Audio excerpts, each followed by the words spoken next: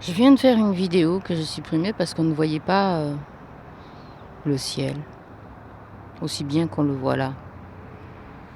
Et ouais, hein. Magnifique, hein. C'est le ciel qui se reflète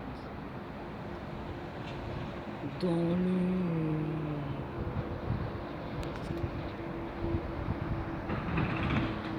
C'est beau, hein.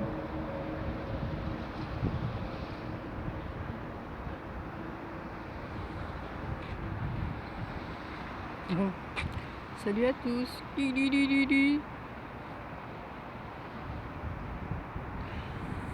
Alors je viens de vous mettre une vidéo qui s'appelle La peur est notre premier ennemi.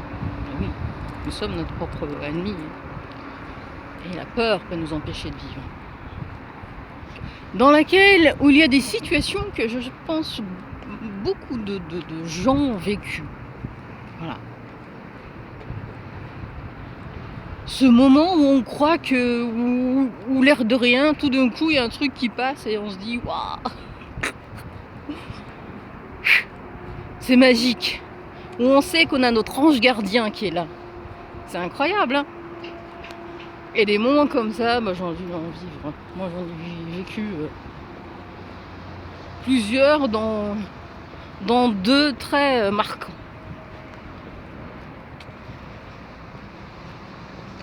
Que je vous raconterai un autre jour. Oh putain, je vais vous le raconter. Parce que dans l'autre vidéo, j'ai encore raconté des tas de trucs. Ah, c'est moi, voyez-le, moi, c'est moi dans le pont là. Sur le pont, c'est moi, ouais.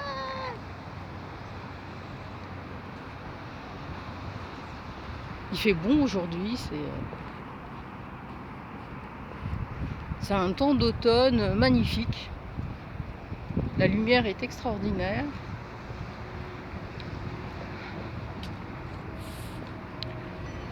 Et en fait, cette histoire, bon, je l'ai racontée déjà une fois.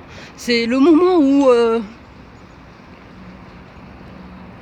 quand c'est pas l'heure, eh bien, c'est pas le moment de mourir, ben c'est pas le moment de mourir. C'est incroyable, hein. Et c'est à ce moment-là, à d'autres moments où on sent le temps, où on a l'impression de le frôler, de le toucher, de savoir ce que c'est. Et ce qui nous arrive là, c'est du temps. C'est un timing qui nous est imposé. Il y a une bataille, hein. On la sent, hein, la bataille interne à toutes ces élites. Mais c'est un timing. Tout est une question de temps. Ils se battent pour le temps. Et cette histoire, en fait, je dois avoir 13 ans. Ça m'avait tellement marqué ce jour-là que... Donc, comme j'étais externe et pas demi-pensionnaire, je mangeais pas à la cantine. Je rentre chez moi le midi pour manger, blablabla, et tout. Et puis je reviens. Et j'en profite des fois pour réviser en marchant. Des fois je suis toute seule, des fois pas, hein. On est toujours en marche. Donc j'ai un quart d'heure pour aller au collège, à peu près. Et donc là je marchais tranquillement et tout. Puis j'arrive à un feu. C'est un feu de croisement sous un pont où il n'y a pas de passage clouté. Il y a quelqu'un qui passe. Donc je vais...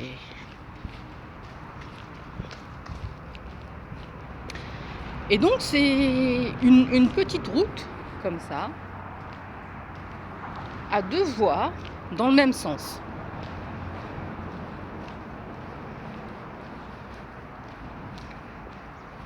Donc deux lignes pour deux voitures qui sont à ma droite. Et donc habituellement, bon, j'attends et dès que le feu est rouge pour les voitures, donc on voit bien que les voitures elles s'arrêtent et je traverse. Voilà, on traverse là.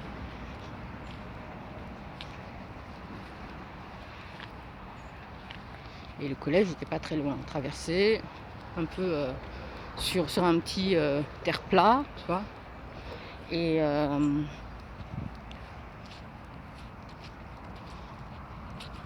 ensuite on suivait la route et on arrivait, le collège était à 5 minutes à pied. Et donc là j'arrive à le feu était rouge pour nous, hein. Et donc il n'y a pas de petits bonhommes rouge, vert, etc. Mais le feu était vert et donc les voitures, elles avançaient. Elles avançaient, elles avançaient. On va imaginer que ça, c'est les deux lignes des voitures qui arrivent comme ça. Et donc moi, j'étais là. Et tout d'un coup, sur la deuxième ligne, il y a une voiture qui s'arrête. Il n'y avait rien sur cette première ligne. Et donc elle s'arrête vraiment, elle ralentit pas ni rien, elle s'arrête. Et bien sûr, l'erreur que je fais, alors qu'habituellement je vérifie, je ne vérifie pas le feu. Et là j'avance, je fais 1, 2, 3 pas. Et tout d'un coup, j'entends un crissement de pneus sur la première ligne, celle-là. Et sans le vouloir, mais alors là, j'ai pas paniqué, je n'ai pas tourné la tête, ni rien, j'ai entendu ce bruit et tout d'un coup, il y avait comme une bulle qui m'avait entourée, une bulle de silence et de non-stress. C'est comme si le temps s'était ralenti en dehors de cette bulle et que moi, j'allais à une vitesse de 3 pas. 1, 2, 3, mais très rapidement, mon corps était resté en avant, mais mes pieds allaient en arrière. Et je reviens juste sur le bord pour mettre ma main sur le capot de la voiture. Et le gars, il avait freiné, mais sec. Et il sort, il avait la tête, il faisait... Je comprenais rien à ce qu'il disait, parce que j'étais moi aussi un peu... Tout d'un coup, je me retourne, je le vois, mais au ralenti, hein, c'était tout au ralenti, et tout d'un coup, il n'y avait plus rien, plus de ralenti. Tout est revenu à la normale. Voilà, le temps était revenu à la normale. Et je vois le gars qui, il avait peur et en même temps il était énervé. Et moi j'étais aussi un petit peu abasourdie, je le vois et je lui fais, mais c'est pas de ma faute, c'est la voiture qui s'est arrêtée. Et au moment où je disais que la voiture s'est arrêtée, le gars ou la personne qui s'était arrêtée, je me souviens plus, redémarre sa voiture et repart. C'est incroyable. Alors que le feu était encore vert. Et il s'est passé à peine quelques secondes. Et je sais toujours pas pourquoi. Bon, le gars s'est arrêté. On va aller savoir pourquoi. Il s'arrête, hein. C'est même pas... il s'arrête. Donc pour moi, le feu était rouge pour les voitures et je passais. Et c'est à ce moment-là qu'on se sent tiré en arrière. Mais alors vraiment tiré en arrière. Et on se dit que, bon, que son heure, elle n'est pas venue. C'est pas son heure. Bon, j'étais un peu énervée, mais surtout contre moi-même, parce que j'ai fait une grosse connerie que je fais pas habituellement. Et que depuis, voilà, je vérifie toujours, même maintenant. Et là, on le sent le temps. On le sent, c'est comme si on était dedans. Comme si on avait chevauché une ligne de temps.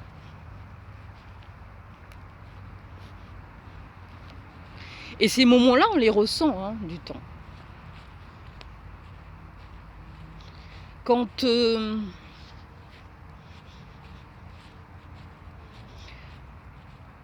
vous vous baissez, vous êtes en train de faire quelque chose et tout d'un coup vous sentez en vous relevant, enfin moi je l'ai ressenti comme ça, que c'est ça en fait, vieillir. On sent pas les jambes qui sont un peu... vous savez, quand on les plie longtemps et en mauvaise posture et on s'est mal assis, donc on sent cette... comment dire, cet inconfort qui met un peu de temps à revenir. C'est pas ça. On sent le poids du temps.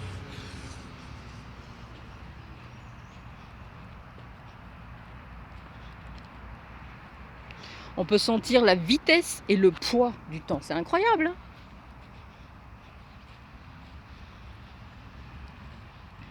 Et c'est pas mais je sais faire vraiment la différence quand, bon, j'ai mal au dos ou et là on se dit: «Waouh!» Ah c'est ça, quand les gens ils disent: «Ah mes genoux, c'est la vieillesse, c'est le poids du temps. Ah mon dos, c'est le poids d» c'est c'est c'est pas la même, douleur, c'est pas le même, comment dire? Le même,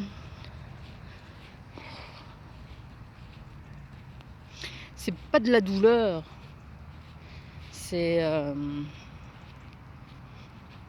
je retrouverai le mot, c'est pas grave. Juste pour dire qu'en fait, que ces moments-là, où on a plus ou moins la tête ailleurs, où on traverse la route et où on s'arrête, où tout d'un coup un truc vous passe devant le nez alors qu'il aurait pu vous arracher la tête, et que à ce moment-là vous vous dites: «Oh là là, j'ai failli traverser», et tout d'un coup il y a un... C'est ça. Quand c'est pas l'heure, ben c'est pas l'heure. Alors je sais pas si cette vidéo est sur le temps ou sur la... C'est la même chose. Ça là, c'est une route vers la mort. Plus vous avancez, plus vous allez vers la mort.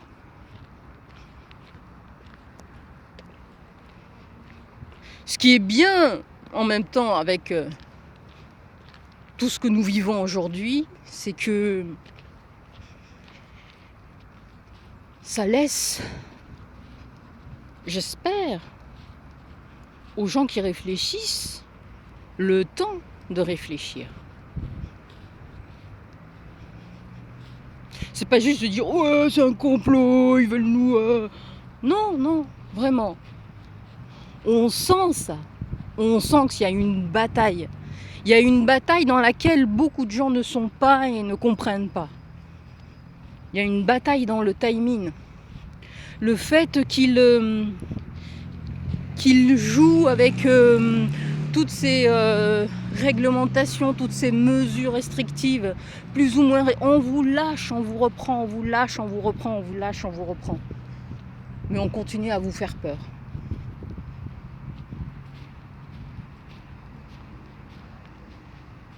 Et 2020 est pratiquement passé. Parce qu'on vous a empêché de vivre cette année. On nous a empêché de vivre l'année 2020. On est au mois d'octobre, le 9 octobre 2020. Et beaucoup de gens ont perdu leur travail.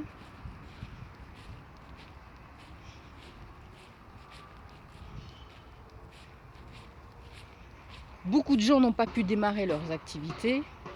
Ou ceux qui ont démarré leur activité ont perdu.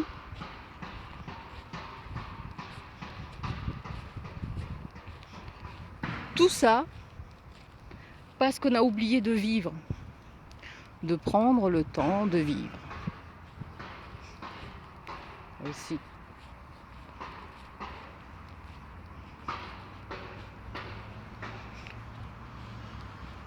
J'avais pas l'intention de faire une vidéo comme ça, croyez-moi. C'est juste venu comme ça parce que je suis en train de me poser des questions sur ce qui se passait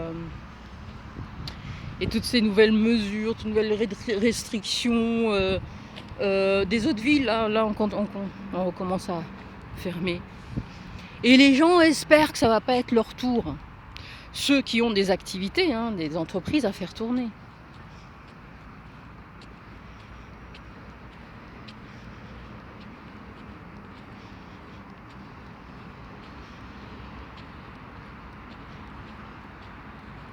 Et si vous remarquez bien, ces leaders du monde, ils savent utiliser leur temps. Ils ont des calendriers, des agendas. Même nous, quand on a des agendas, moi personnellement, un agenda, j'utilise rarement. C'est depuis quelques temps que j'utilise un agenda. Et encore, quand j'ai rien à marquer dedans, je marque rien. Ils trouvent toujours des choses à marquer dedans. ils ont toujours des activités. Regardez ce qui est arrivé soi-disant à Trump qui était testé positif. Il a bien utilisé le temps qui lui était imparti pour ces élections qui auront lieu le 2 ou 3 novembre, je ne sais plus, aux États-Unis. Pour moi, il en sort vainqueur. Hein. Pour moi, il sera réélu. Et pour moi, tout ce qui se passe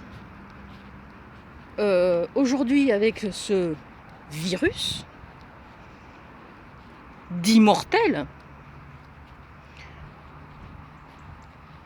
qui s'est ciblé les morts. Hein. Il cible bien les morts en fait. Alors que c'est un virus normalement mortel, il doit toucher tout le monde. On essaie par tous les moyens de vous faire croire que tout le monde est touché, alors que c'est pas vrai. En 3 jours, il sort de l'hôpital. C'est un coup médiatique extraordinaire qu'il a fait, en disant aux gens, juste après être sorti, de ne pas avoir peur de ce virus. Il n'a fait que conforter sa position vis-à-vis de toutes les classes, en fait, on va dire de droite, qui le suivent.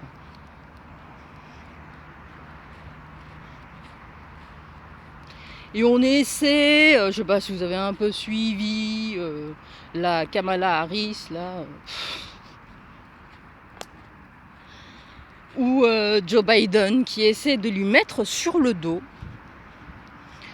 En fait, ils en font un héros. Ils en font un martyr. Ils veulent le faire passer pour celui qui a mis l'Amérique dans cette position de chômage, de crise, parce que soi-disant il a mis du temps à accepter que le virus... Non. Ces mesures ont été dictées par l'OMS.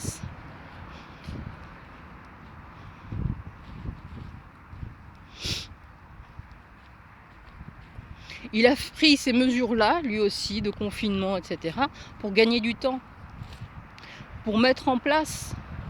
Et en fait, ça a marché avec son soi-disant départ, parce qu'il était testé positif, et il revient. Triomphant. Il a eu un je sais pas quoi, un remède miracle, alors qu'il n'avait pas l'air malade en partant. Il revient, il était pareil. Hein.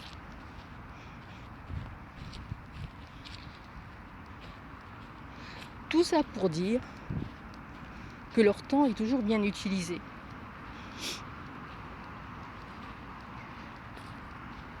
Ils ont des gens qui sont derrière pour travailler pour eux. Quand eux doivent faire des choses, eux travaillent pour eux, pour gérer leur temps. Nous, on gère notre temps comme il nous convient de le gérer, mais le plus souvent, on le laisse à d'autres, notre temps. C'est pour ça qu'on est dans cette situation. Prendre le temps de vivre nous permet, nous, de comprendre ce qui nous arrive. Et si on ne le fait pas, c'est fini. On a ce temps, on a eu le temps. Qu'est-ce qu'on fait qu'est-ce qu'on en fait, toutes ces personnes qui ont été confinées de ce temps? Est-ce qu'ils se sont dit, il y en a marre de cet abus de pouvoir, et donc j'aimerais... ça, c'est ce qu'on appelle les cèpes d'épins. Moi, je prends que les petits parce qu'ils sont meilleurs. Pour faire des sauces, c'est bien. C'est pas comme les vrais cèpes.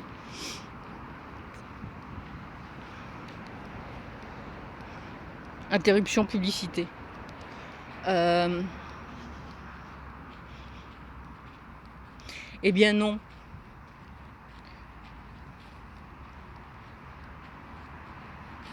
Bah, on sent qu'il y a, bien sûr, il y a des mouvements qui se créent, hein, des mouvements légaux, d'avocats, de gens, de médecins, qui se regroupent pour que ça...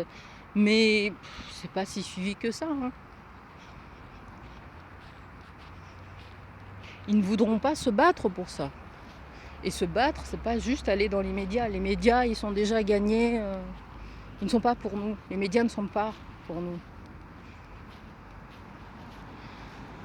Enfin, je crois que...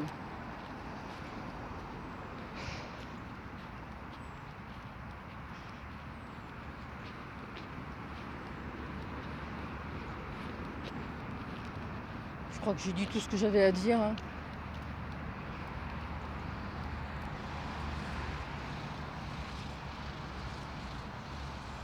Et que bon...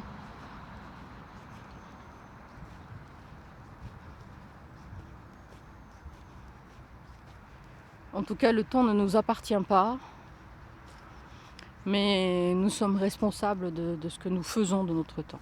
Voilà. Allez, ciao.